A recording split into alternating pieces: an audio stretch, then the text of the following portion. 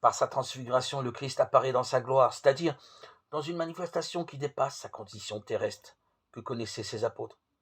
C'est ainsi qu'il apparaîtra aux disciples après sa résurrection. Pierre, Jacques et Jean sont ici les témoins de la manifestation du Christ dans sa transcendance.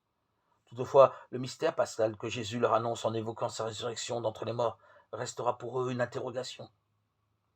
Ainsi, il faut faire confiance à Dieu qui réalise ses desseins au-delà de ce que nous pouvons imaginer.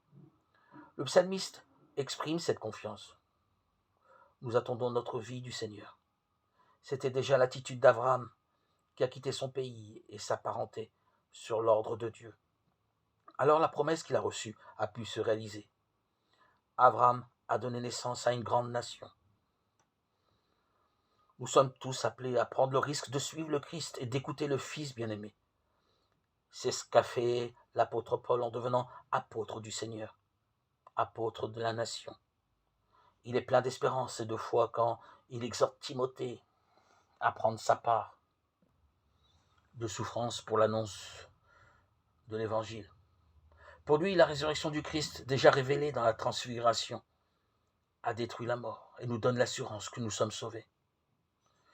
Tu nous as dit, Seigneur, d'écouter ton Fils bien-aimé. Fais-nous trouver dans ta parole les vivres dont notre foi a besoin. Et nous aurons ainsi le regard assez pur pour discerner ta gloire.